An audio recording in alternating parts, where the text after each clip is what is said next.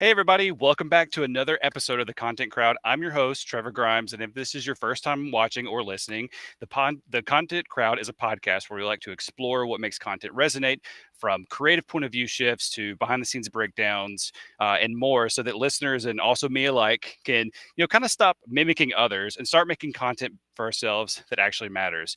And I first just want to address the location. I am not typically here. This is not my studio. I'm actually traveling this week. I'm at B2BMX in California. So just wanted to address that. I'm sitting outside because I thought it would be very boring, but also inappropriate to be sitting in my hotel room or in the conference room right now. So I'm out here on the ground, and there are people all around me who are watching this live as well. So I just want to let you guys know the kind of sacrifice I go through. It's definitely a sacrifice to be in California, right? Recording a podcast is part of my job, so Anyway, I would love to go ahead and welcome our guest today, which is Joshua Harrell, like Pharrell. I made sure that I had that in my mind. Hey, Josh, how are you today? I'm good. You're cracking me up already, Trevor. It's good to see you.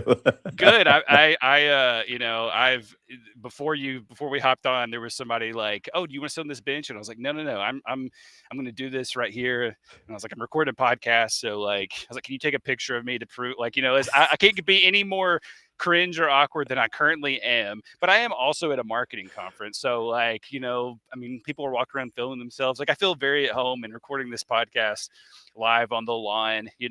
At this, people are out here having lunch and things. So it's a, Yeah, you know, you're doing what they dream to be doing, right? Like, I mean, yeah, you're yeah, practicing what you preach. yeah. Everybody's like sitting, they're sitting up in the conference room stuffy and talking about synergy and stuff. And I'm out here like, living the life. I mean, some days I have to remember that this is what I do. Oh, I love it. I love it. Well, let's start off. And I just want to just tell me like who you are and what you do. Oh, absolutely. So my name is Joshua Harrell, just like Pharrell, in so many ways. I'll take that. I am the Chief Revenue Officer over at WorldVia Travel Network. We are a host agency who hosts thousands of travel agency owners and advisors across the United States. So I get to support thousands of entrepreneurs, which I love because I have been a serial entrepreneur all my life. So this is exactly where it should be. But the chief revenue officer does not mean that I'm Scrooge McDucking it in the coins, swimming through those coins, right? No, it's I'm in charge of marketing, sales, and service delivery. Everything that your brand strategy touches, that is in my world, and I couldn't be happier with what I do. I would love to just for you to walk through that a little bit more, because I think it's very interesting that you brought up like I'm the chief revenue officer, but I'm not like sitting there like you said. I'm not Scrooge McDuck. I'm not just looking at spreadsheets all day. You're talking about brand management and brand strategy. Let's Can we just quickly why do we immediately think of when we think of revenue, we're thinking of finance and spreadsheets, and you're talking about building a brand. I mean, you have one of the most exciting backgrounds I've ever seen. It's definitely not what your typical accountant or local, CPA's office looks like. So let's talk through that real quick. Yeah, so I can't take credit for the title, but there was a movement a few years ago where CMOs were rebranding themselves as the chief revenue officer, because at the end of the day, marketing is serving the bottom line. I mean, you need marketing is all the touch points, right? From hiring to how service is delivered, how you're selling product. I mean, it is everything. But so often in organizations, marketing is an afterthought. It is just something that we need to do to generate leads, right? And so somebody much smarter than I said, "You know what? Let's make sure that we're not the people who put together tweets. We are or emails. We are the people who drive revenue." And I'll say for our organization, I started as the chief marketing officer, and we reorged around revenue, and it was fascinating to me to have this conversation with the team that reported to me already. The only thing that really changed was my label. But talked about how we as a host agency make money. And it blew me away that so many of our team members on various different teams did not understand, um, that we were a travel agency, that we actually sold travel, and how we made money on travel, and more importantly, how they contributed to our ability to make money as a company. So I think they probably wondered, probably in the beginning, why they were reporting to the CMO, but then all of a sudden when I explained, "Oh, no, you're reporting to the CRO," and, then all of a sudden it started to make sense, but the thing is those lines were already there. The purpose of marketing is to serve the needs of the business to generate revenue. So, that is the origin story. I did not come up with the title. I just grabbed that. I'm very much prone to being inspired by different movements that are going on. I'd say as a marketer, you're the same way. The moment there's a new idea out there, you're like, yes, how can Right. I plus that idea, right? Yeah. So yeah, it's doing all the things I love because I don't just love doing a campaign. I like building the product that we are going to sell. I like seeing how does that actually resonate in the marketplace, and then more importantly, how does our team deliver either service around that product, or if it's a service product, how do they deliver the service? So it does take out a lot of the siloing that happens in many organizations where it's like marketing hates sales, hates marketing, and nobody talks to the service people, right? Yeah. It's one group in my team. That's I love the way you frame that because I mean it's so true that oftentimes like unless you're working for an agency or you're working for some sort of like consulting, like marketing is kind of almost seemed like the last, it's like the first thing to kind of get dollars cut, the first thing to get things, allocation taken away. And then it's like, well, then what drives revenue? And I also love how you framed it. Like the revenue officer is not like thinking about. I mean, obviously we're thinking about money all the time, but we're not like you're not looking at spreadsheets. You're performing actions that are going to drive revenue. You're facilitating and helping do things that drive revenue. And I think that's just such a uh great way to frame it. Like again, we're thinking about things that drive revenue, and I mean oftentimes it's marketing, and part of that is creating content and doing all these other things under that. And it's like, you know changing it from we're doing marketing for the sake of trying to get our name out there versus we are doing marketing that drives revenue. If I change my title to revenue officer, we are talking about what drives revenue, not just what makes our name sound, what not just what makes our website functional, essentially. 100%. And I don't know if you cringe like I do, but when someone says, we just need to get our name out there. There is I have a visceral reaction to that because that then that's when everybody goes into like scattershot mode. Like, I had a client when I worked at a B2B marketing agency, and they said we just need a viral video. And I was like, "Oh yeah, Yeah. let's just do a viral video. Like, let's just make that happen. Like, that's just like something we can tick the box and do." And it's surprising too. I have a content team that reports to me, and they're responsible for all the content that is created across our ecosystem. But we have made it very clear to all of our team members that they've got to create content. They're subject matter experts in all their various different subjects. It is Yeah. important to have video content, blog content, social content that highlights that, and that's a part of our brand strategy. We host entrepreneurs. Entrepreneurs need an expert in accounting, in the money, marketing, sales, travel, even down to operations. And a question, for many of our entrepreneurs, is how do I set up my office, like my filing system, for the future, like to stay organized as a business owner. That's a real topic. That's something that people are searching for. That's a way that they can discover us. And if we have all of our team actively participating in content, then they help us show, not tell, that we have that expertise within our company. And I wish more companies would get, I mean, this has been around for a long time. Content marketing has been around for a long time, but I think people still think it's the intern's job to create content. Wow, I just got very Yeah. preachy there. I got No, really no. preachy.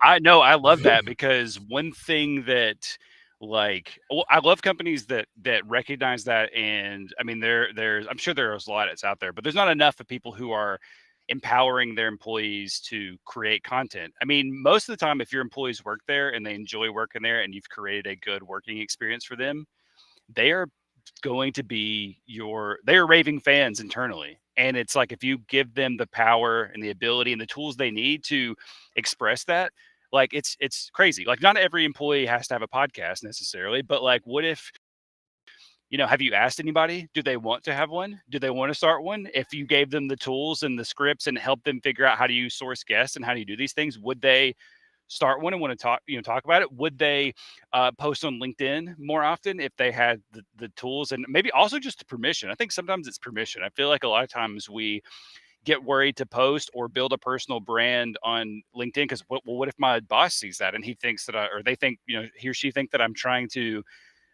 I don't know, go off and do something else and still offer business. I think that we get in our minds, and whether that's true, I'm sure it's true at some places, but like I think like give your employees, that love working for you, that are already raving fans of your company, and give them the tools and the permission to create and show them how to. And like, man, that becomes like probably your one of your best marketing investments is empowering your employees to be evangelists for you in a way. 100%. And I think you're right. It's the permission, right? And as a boss, as a leader, you have to be okay with there being it getting a little messy sometimes because it is such a leap of faith for so many people to create just taking a blog article or even taking a photo and posting it on your social. You go so many team members go through this like, Is this good enough? Oh, it's not good enough, right?" And we hear this from entrepreneurs all the time, like, they have to have the best lighting, the best cameras. No, just if you do not hit record and publish, I none of it matters. The equipment is not gonna do it Yeah, for you, right? So, the permission and from a leader perspective, you don't know what is gonna hit. You by giving your team the permission to explore, create, you might unlock things that you never even dreamed of. You might find that you have somebody with enough gravitational pull just naturally, like they're just naturally good at it. yeah, And that becomes something that grows exponentially over time. But it does take, yeah, confidence and vulnerability at the same time. yeah. I love that you mentioned like the it might being a little bit messy, and then also like you never know who's just going to sort of bloom. And this makes me think of I was watching like an interview with a showrunner of a YouTube show, and they have a lot of people who work behind the scenes. One of the questions was like, how do you know that somebody's on camera? And they were like, I don't. I might get a writer to be on camera a few times, or I might get somebody else to be on camera a few times, and then they don't bring the energy of like I'm going to like show out in front of the camera. They just bring the energy of themselves, and you see people bloom, and that's how you know who is really good on camera and who has the personality. And it's like you've got to give everybody, that's comfortable with it, obviously, but everybody who is comfortable or could be like a shot and let it be messy and figure out, let them kind of fill in the process and make it work for them. And you'd be like, yeah, surprised by who actually can bloom. And I also just want to mention, you said perfect lighting and perfect camera. I'm using my MacBook webcam and my like gamer headset, and I'm just sitting in a lawn. So, sometimes don't worry about the perfect lighting. Just hit record and post it. And, I think we're living proof of that right now. We're just making it work on the fly. Absolutely, and people love that authenticity. And I because I work with so many entrepreneurs, and a lot of them are just getting started. They're just so they don't have clients that they can annoy or turn away. They're looking for clients. And they could be sitting in their garage office, waiting for a web form to come in or a phone call to come in, right? They're looking for a lead. And I oftentimes I say, just get out your phone. What would you say to someone if they did call you and wanted to talk about, going to Europe on a river cruise that you were so passionate about? Capture that, because that is what you'll deliver when somebody actually contacts you. So just showing up and capturing yourself, you are good enough. And I'd say this a lot. I got it from a song. I can't even think of the name of the group, but the line in the song is, there's only one me in the galaxy. I'm an endangered species. And I have grabbed that and made that a mantra, because you don't have to worry. Even if we're all in the same business, you don't have to, there's plenty of business for everybody. There's the key differentiator is you, but when you try to be somebody else, you will always fail. You can never sustain that. But if you show up as you, even if you're awkward, if you are socially awkward, baby, let me tell you, there is a tribe out there for you. If you are like, I am not for everybody, you're not for everybody, right? But the people who come to us, they're the right people that should be with us. It's when we try to play actor that I find that people have a hard time, and it can be in writing, it can be in video content, it could be even in just a static social content. It's very hard to maintain a fake persona, or at least that's my belief. Yeah, no, I love that you bring that up because I know we had talked about, try like being yourself and not trying to step into a fictional character. And one, I think that is really great advice. It's probably maybe harder to follow for some people, but I think like especially now when you're online and you meet somebody in real life, you never want to like meet somebody in real life and then be like, oh, you're not what I thought you were. Or you don't act the way that you do. Like, I mean, obviously there's a little bit of performative, I think, when you're recording, but I mean, I think for the most part, like everybody I've met here, they've seen me act the exact same way that they've seen me act in other places. So I don't think anybody's surprised, which is, I think is good. But I think like when you brought that up, I thought, part of advice that we hear is like fake it till you make it, or pretend that you are the thing you want to be. You want to be a podcaster, like, well, you've got to act like one. You want to be a YouTuber, you got to act like whatever that may be. So how do you strike the balance of like being your authentic self, being that unique being that you mentioned like in the song, and but also and maybe like building yourself up to be the person you're meant to be without it being too performative or being too fictional or creating like a character unintentionally. Wow. We're getting deep here, Trevor. Yeah, yeah, we're getting But yeah. yeah, I yeah, like to get philosophical here. this is what everybody really does need to know, right?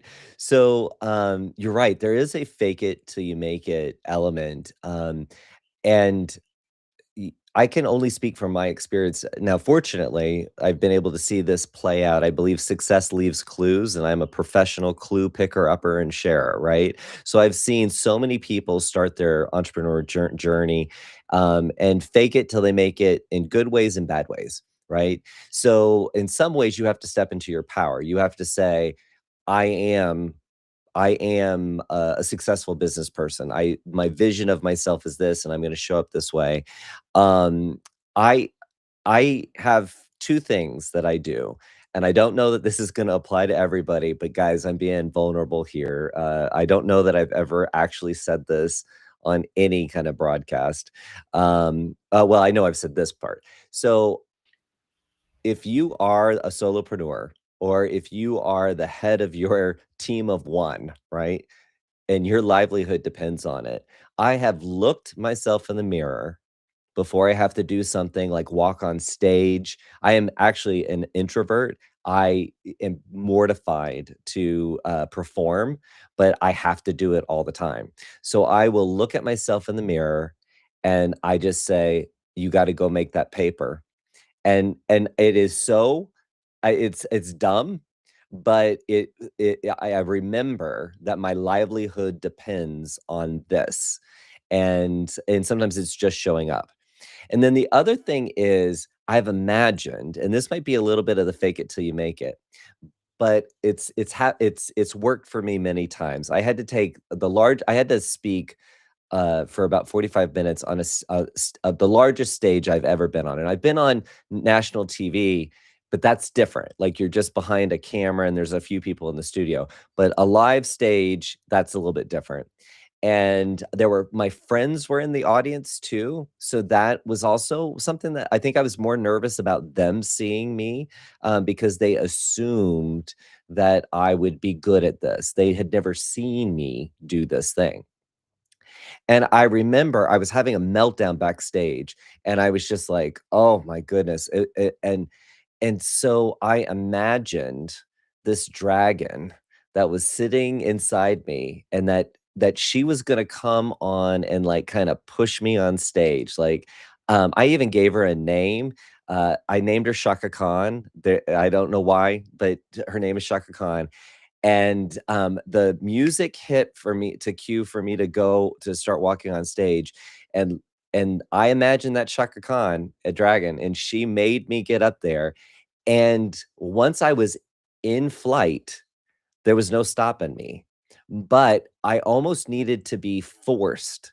I had to imagine somebody was forcing me to do it in order for me to do the thing. And guess what? I messed up so many times.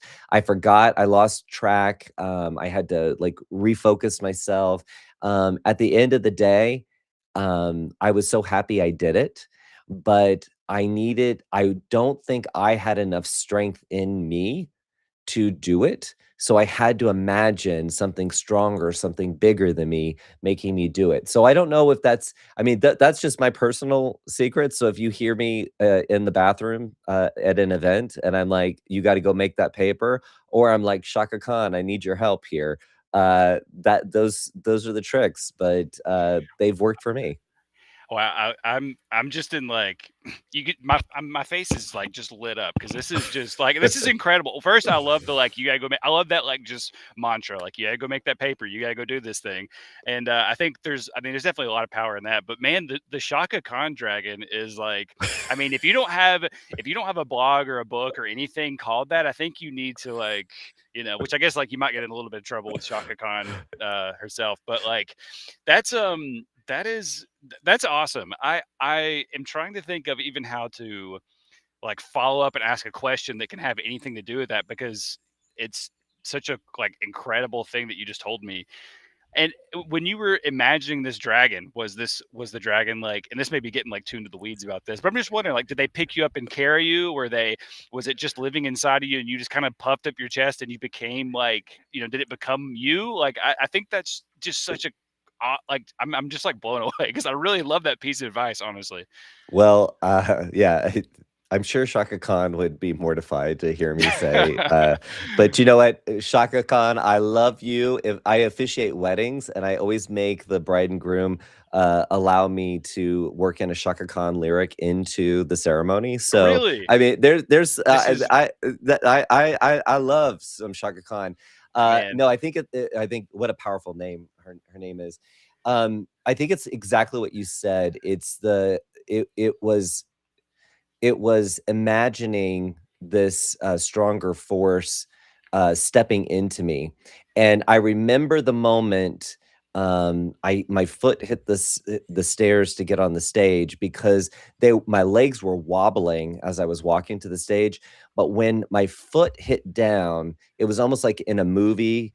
It became a dragon's foot, Mm, and then my posture shot up, and I remember looking at this massive audience and making eye contact with a few people. I mean, that's a trick, especially like doing this while we're doing on camera. I'm looking okay, at you, but I've made yeah, sure you are right behind that camera because I don't want to be looking all over the yeah. place. I want to be able to be focused. Mm, So but I think at the end of the day, whether it's a dragon, you embodying a dragon, right? It's about you you don't have time to waste. Life is mhm. short, and so many entrepreneurs, so many marketers, so many brand strategists, they give up They go and do something else because it didn't hit for them. Mm, And I think what it all boils down to is I've had to make myself understand that I have to create content even when I've got bags under my eyes, even when I am switching context through the day. I've had a people ops meeting. I've had an income statement review. I've had a performance review I've had to give, right? Like, I still have to create that content because what I've learned is people need to see the people that they're doing business with, and we see that with those founder-led companies. mhm. We think about the people, we don't think about, the team, the thousands of people. I mean, look at Amazon. We still think of Jeff Bezos like Yeah. he's the end all be all, but there's tons of leaders making that organization happen. Josh D'Amaro with Walt Disney Company. Yes, he's the big guy, but there are hundreds and thousands of team members, leaders making decisions every day.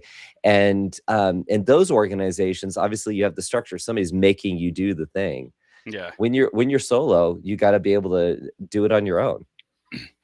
Yeah, that's the hardest part, right? Like I don't know, like recording this podcast, for example, like I'm blessed to have somebody who messaged me like you've got an episode lineup this week. Like that's a blessing. I don't know if you just find a friend that can do that, or maybe, I mean, maybe you have to like think of your own dragon in your head that's going to be like, are you going to do this thing week? Are you going to make that, you're going to make that pay? I think there's a lot of power in that. And yeah, I don't know if you have like, this is going a little bit off base, but I'm just wondering if you have, besides those two things you just talked about, like you're reminding yourself you have to do these things no matter how you feel, no matter if you've got, you didn't sleep enough, or you got to give somebody bad news. Like you still got to, sort of change, like shift context real quick and puff up your chest, so to speak, and go out and do it. But I'm guessing like, how do you, other than just telling yourself to do it and just kind of like brute forcing, bending your own arm to do it, how do you make yourself keep going? Like I know, I think you just said a lot of things like life is short, and there's a lot of good advice, but I think like some people will still hear all those things and go, well, that's easy to say because you're doing it, you're living the thing, and they're not seeing all the things before that. So like if somebody's listening right now and they're hearing this and they're like, oh, it's easy to do the thing when you're already doing it. It's easy for you to tell me just go do it. You're already doing it. How did you overcome any of that resistance yourself of like, I've got to go do the thing? How do you make yourself do the thing?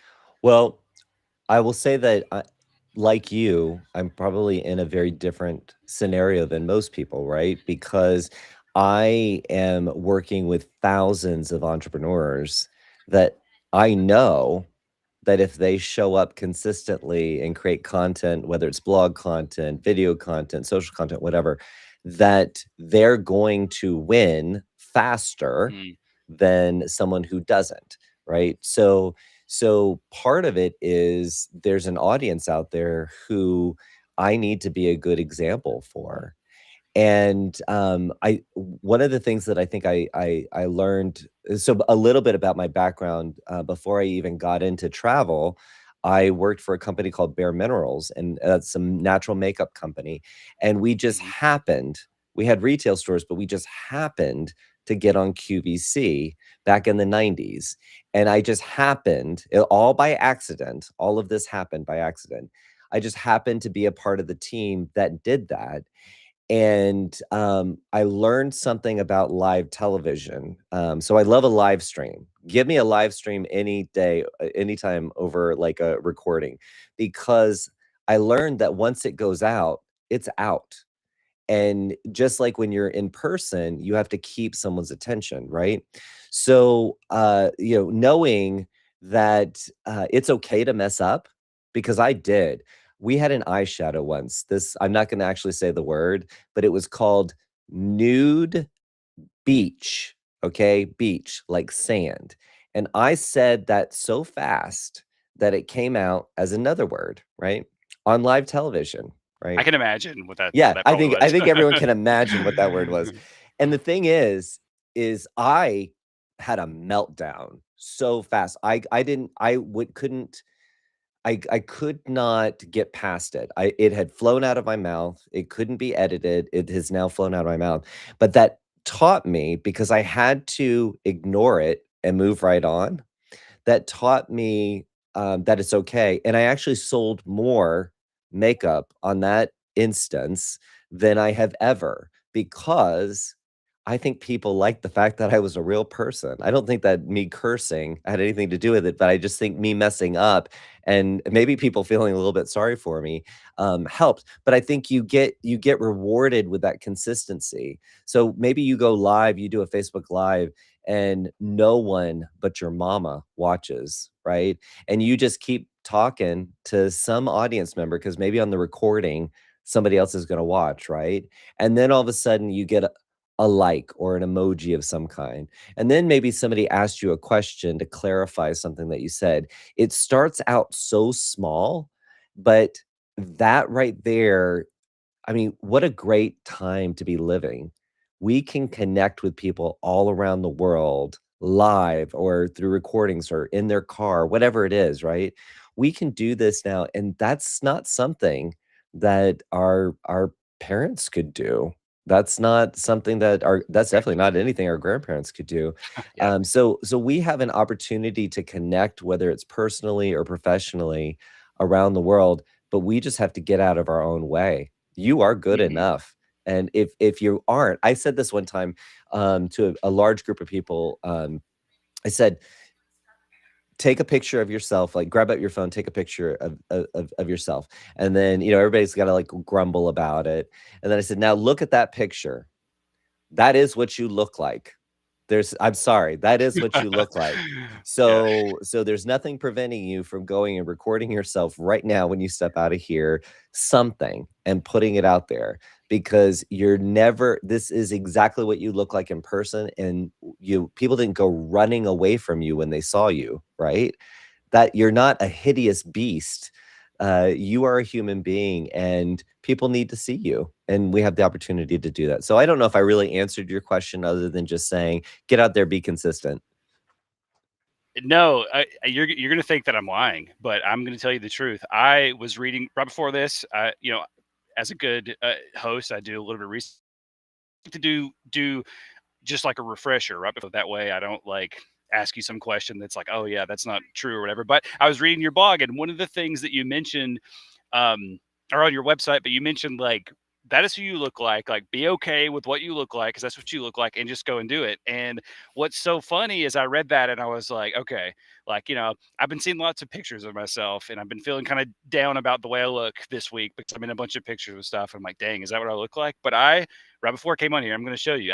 Took a picture of myself. There I am. I took a like there it was, 20 minutes ago, and I was like, that's you know what I was wearing this straw hat that I got because it's just a funny hat. But I was like, that's what I look like, like I'm gonna go talk to this guy and just like be cool with whatever. Like I know I'm not in the perfect lighting and I'm gonna be sweaty and all this stuff. And but like I went and did that. So I just want to say like that resonated with me before you even said that. And it's just like crazy that you brought that up because I just you did your website doesn't say go take a picture of yourself, but it's just funny because you were just like be okay with what you look like, and I had to like kind of psych myself up, and I just looked at myself in a picture I took of myself. I was like, all right, that's what I look like.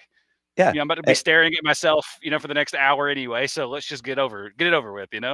And I bet if you posted that on Instagram or wherever you choose to social, right? That would probably get more engagement than the last post that you did, because Yeah. people love that. I Most of the time I fly out, I live in Atlanta, so I fly out of the Atlanta airport. Most of the time it's pretty early morning for me. I look a hot mess, but the pictures that get the most engagement is me at the gate, because I'm doing something. I'm out in the wild. Oh my goodness, I'm out in the wild, and people love that. And I think that that's something that I I I I don't want anyone to think, because I wear flamboyant outfits, sequins and rhinestones or whatever. It's a part of my, it's just a part of my toolkit. It's not something that I have to do. It's something I want to do. It's something that kind of fits into my story, but it is not natural for me to go up and talk to a stranger. It is not, I want to engage with other human beings, and, at the end of the day, I have to my face could be fat, it could be gaunt, it could be anything, my hair could be falling out.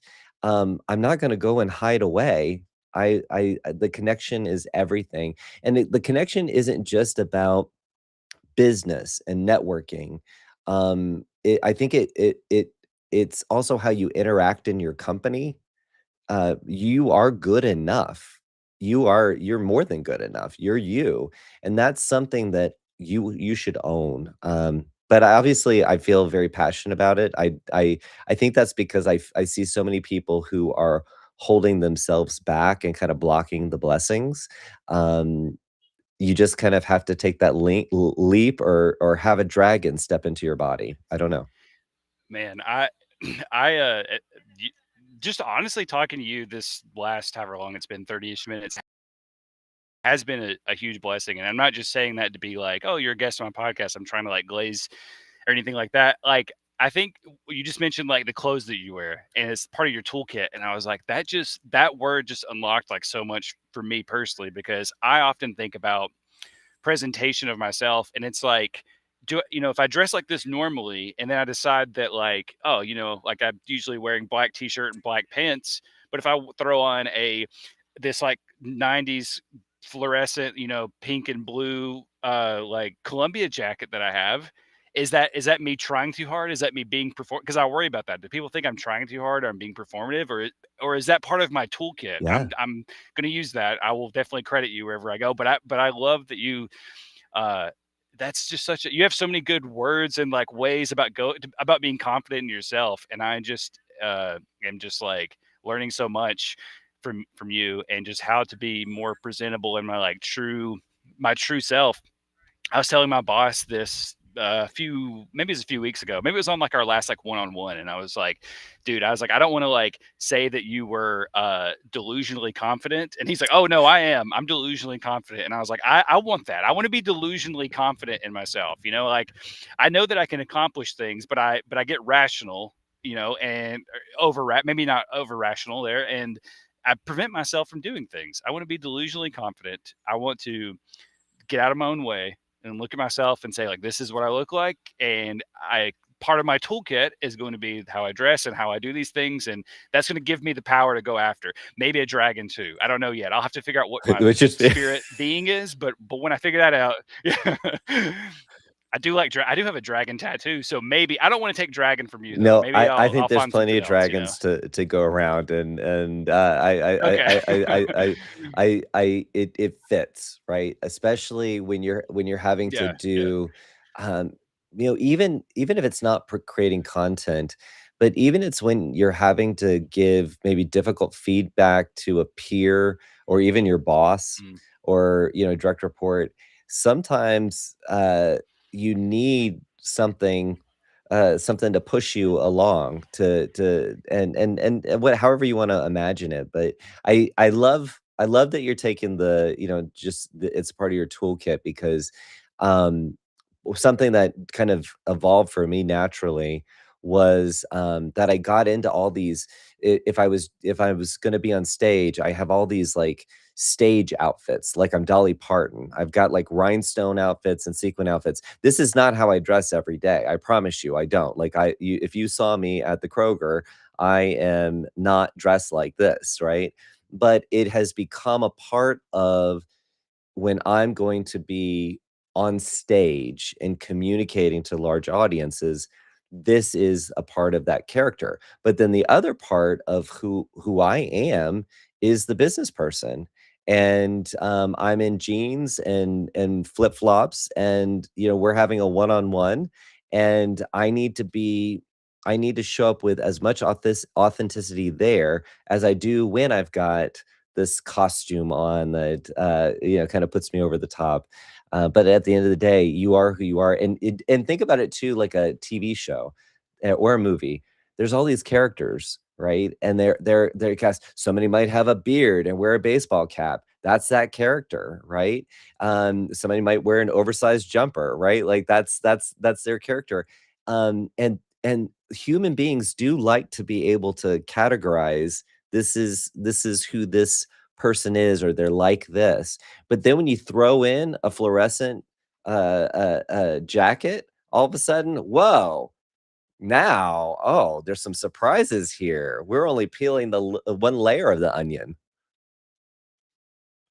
I yeah, that is I'm just like, I don't know, that's such a simple, like, I love that you mentioned, like, I'm gonna wear the rhinestone jacket when I'm going on stage, because this is the it's still me. This is the part of me I need to embody to speak on what I'm speaking about. Now, when I've got to go do my, one-on-one review or whatever, I'll tone it back, and I'll just do the boring, button up and blazer or whatever. But like, no, that is, I don't know, man. That's just, I love that piece of advice, because there's so many, like, I mean, this is just, we're getting into just like fashion now, but Yeah. I really want a leather jacket that has like the tassels hanging out, I just think those are just like so cool. And I'm like, what world would I wear that? What world would my wife let me get, like, in what world does that make sense? I don't like, I'm not a cowboy, I don't smoke, I'm not in a band, like, what is that, where does that fit? But I think that if I can add it to my toolkit in the appropriate way, and it helps me show up as my authentic self through the little,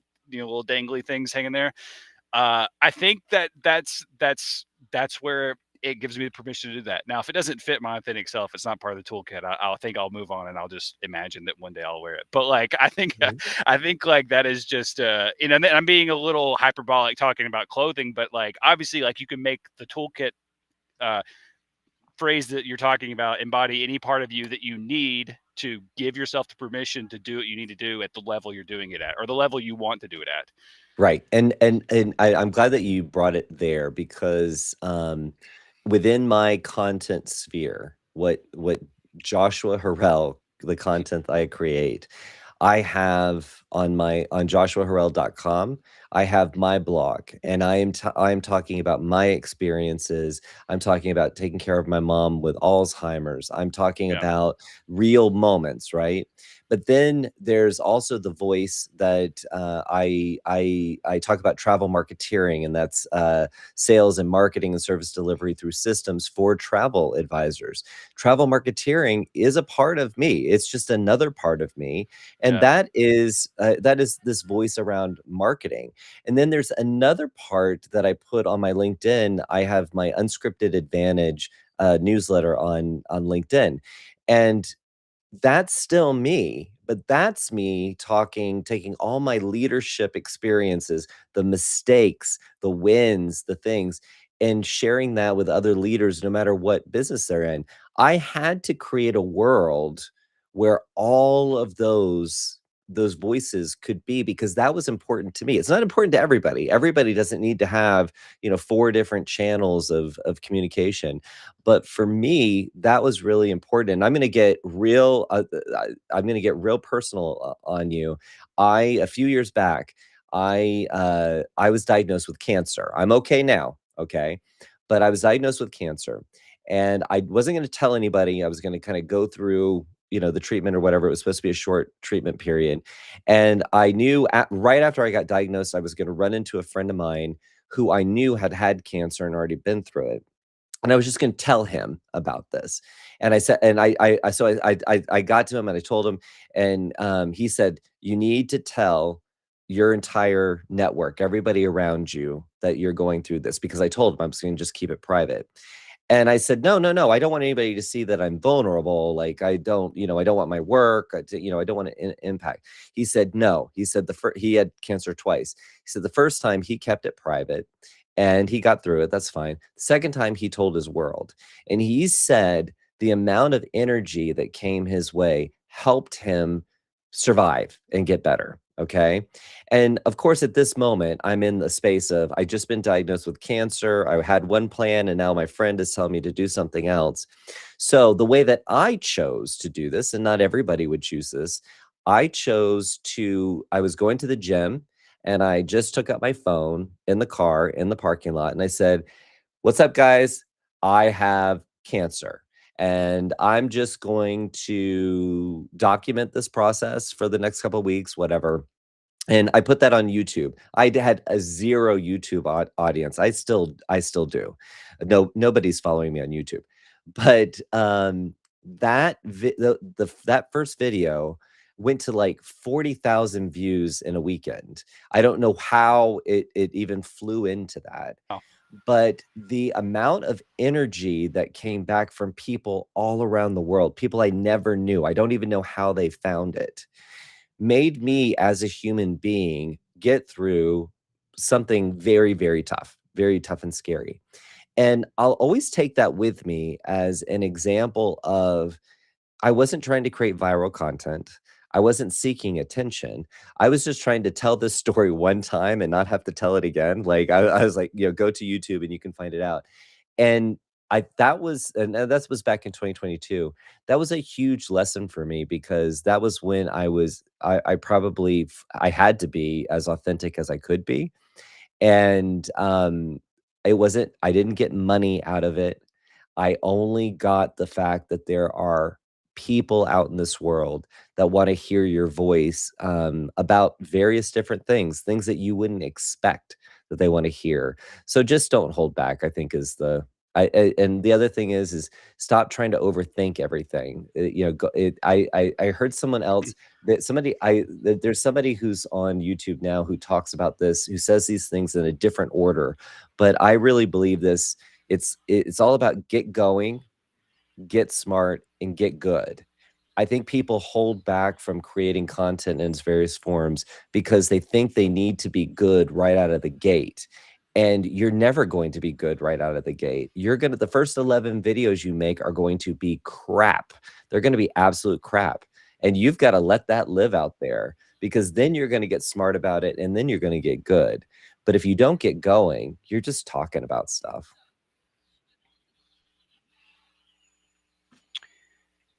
yeah. First of all, I want to thank you for being vulnerable and talking about your cancer diagnosis. I did see that on your YouTube actually when I was doing research. So I'm glad to hear that you are, you know, doing better.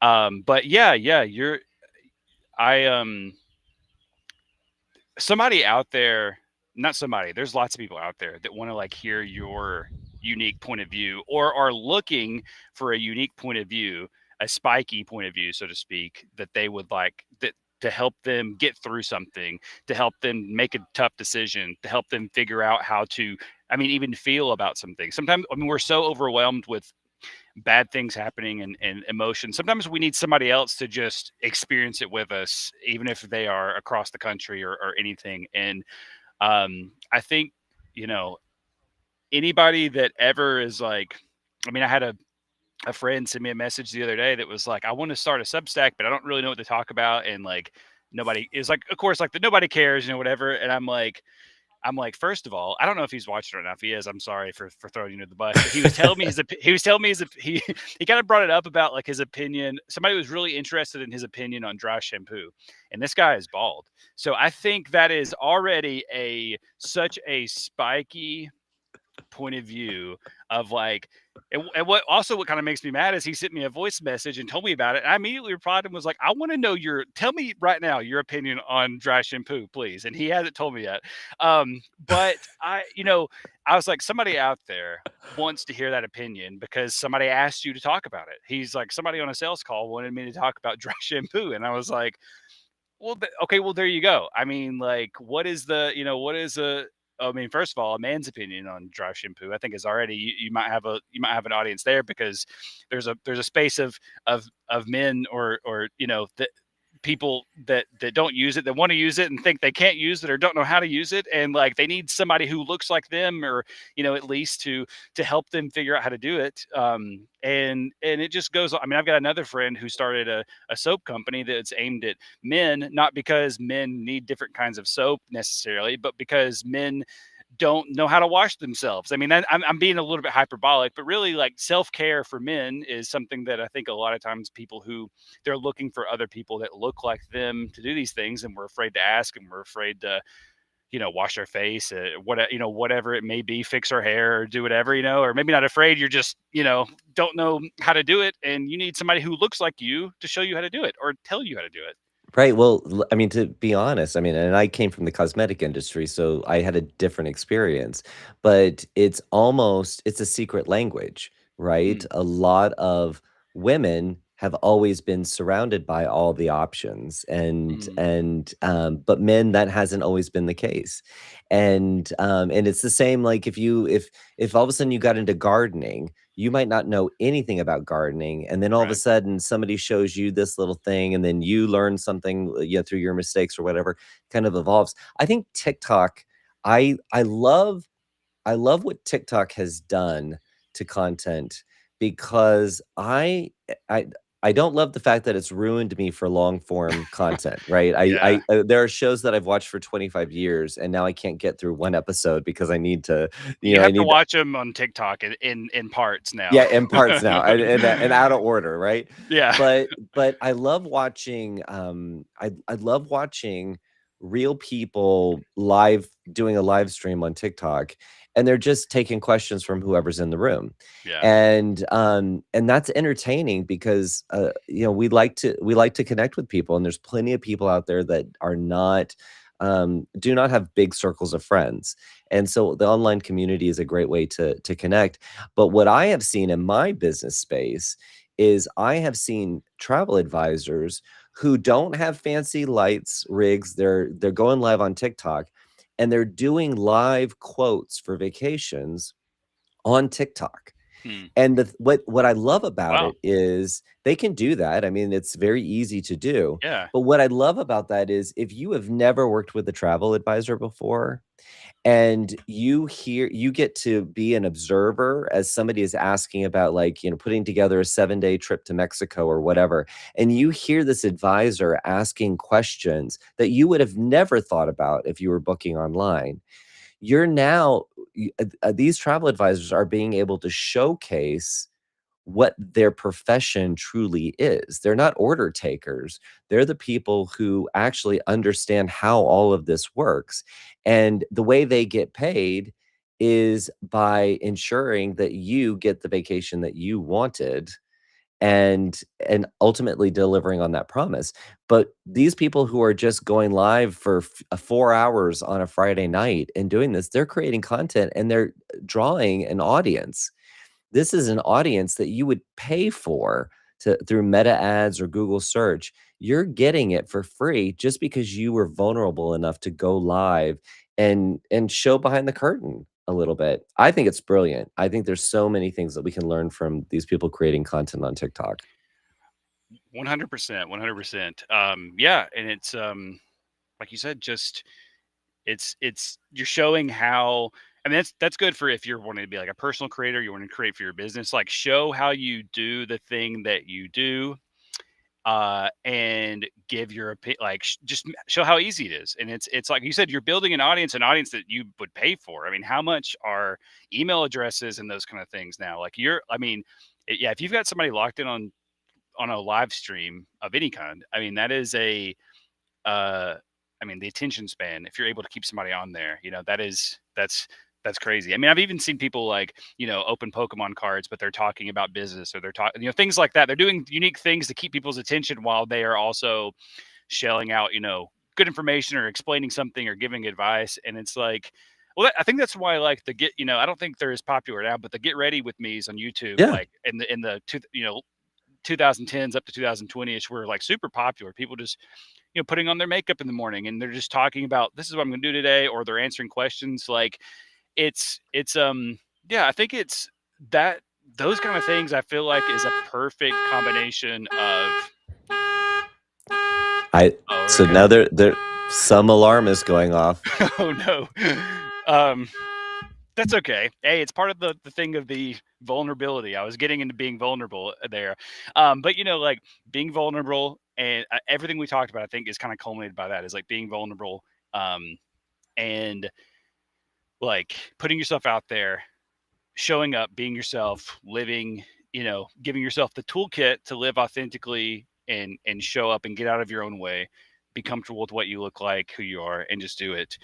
Um, Joshua, I want to say thank you so much for being here. I know we're coming up on time, and I'll be respectful of your time. I didn't get to ask you all the questions that we wanted to ask and the things that we wanted to talk about, but I personally I